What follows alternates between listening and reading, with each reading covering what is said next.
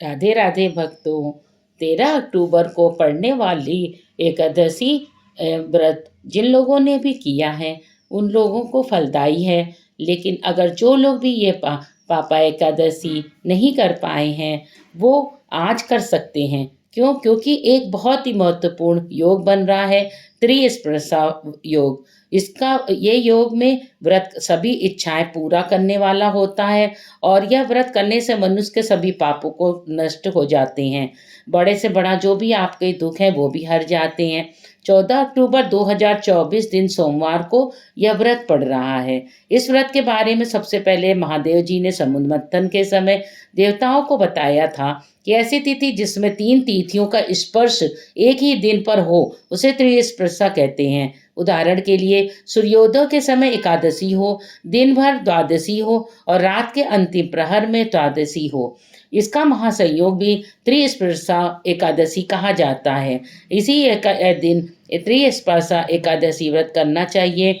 ये इस व्रत से के फल जन्म कुंडली के बुरे योगों का और शापों से राहत मिलती है। अगर हम ये व्रत रहते हैं तो हमारी मनोकामना भी पूर्ण हो जाती है।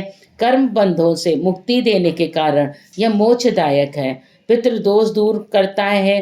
त्रिस्पर्शा एकादशी व्रत को करने से माता पिता पत्नी कुल का उद्धार होता है। त्रिप्रसा एकादशी व्रत में 1000 एकादशी व्रत का फल मिल जाता है।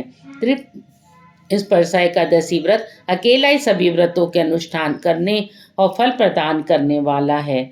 इस बार त्रिस्पा एकादशी सोमवार 14 अक्टूबर 2024 को महायोग बन रहा है और इसका सूर्योदय 6:41 पर होगा।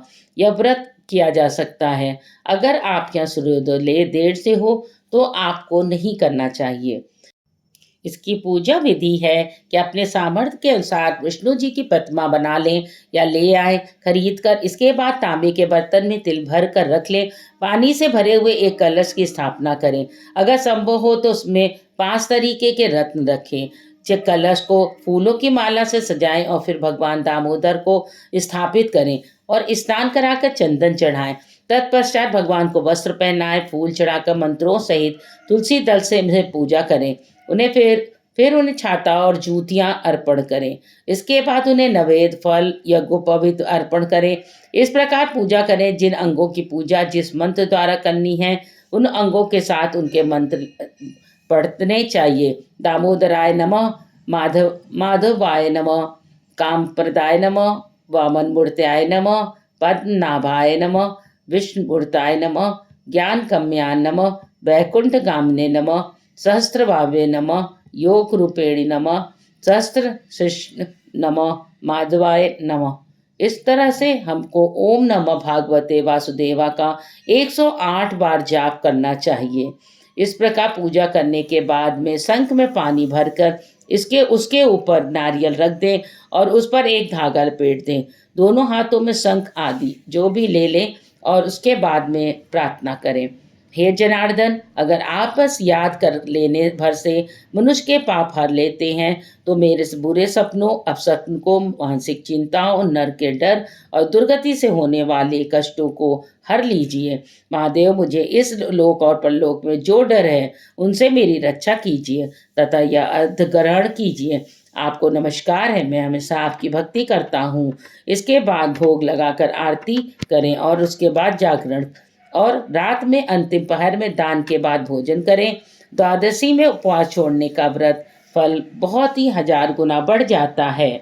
हिंदू समाज में कोई भी व्रत रहने से पहले रहते हैं तो उसमें व्रत कथा जरूर सुनते हैं, उससे फल 1000 गुना बढ़ जाता है। तो आइए हम लोग इस आज त्रिस्पर्शा पंपा एकादशी का श्रवण करते हैं। कथा का एक समय की बात है। ब्रह्म हत्या जैसे घोर पाप करने वाले लोगों द्वारा गंगा में स्नान करने के कारण गंगा जी दूषित हो गई थी। तब उन्होंने श्री कृष्ण से पूछा, हे गरुड़ध्वज, मुझे बताइए कि मेरे यह पाप कैसे दूर होंगे। तब महादेव जी ने गंगा से कहा कि तुम त्रिस्पर्शा व्रत का अनुष्ठान करो। यह व्रत 100 करोड़ तीर्थों से भी अधिक शक्तिशाली व्रत है। इसकी शक्ति करोड़ों यज्ञों, व्रतों, दान, जप और होम से भी अधिक है। यह व्रत करने से मनुष्य को धर्म, अर्थ, काम, मोक्ष जैसे चारों पुरुषार्थ प्राप्त होंगे। हे गंगा त्रिस्पर्शा व्रत जिस किसी भी महीने में आए, वह कृष्ण पक्ष हो या शुक्ल पक्ष, उसे जरूर करना चाहिए। जब एक ही दिन एकादशी, द्वादशी तथा आखिरी के पहर में त्रयोदशी हो, उसे त्रिस्पर्शा कहते हैं। इस व्रत के फल से तुम्हारे सभी पाप दूर हो जाएंगे। सुबह नहाकर शरीर को शुद्ध करके एकादशी के दिन यह व्रत करना चाहिए। द्वादशी विष्णु जी को बहुत ही प्रिय है, उनकी आज्ञा से इसका व्रत जरूर करना चाहिए। किंतु स्मरण रहे कि एकादशी में दशमी का वैध नहीं होना चाहिए, क्योंकि इसे वे क्षमा नहीं करते। इस प्रकार श्री माधव ने गंगा जी को त्रिस्पर्शा व्रत करने के बारे में बताया। जानकारी अच्छी लगी हो तो हमारे चैनल को लाइक और सब्सक्राइब कर दें और शेयर करना ना भूलें।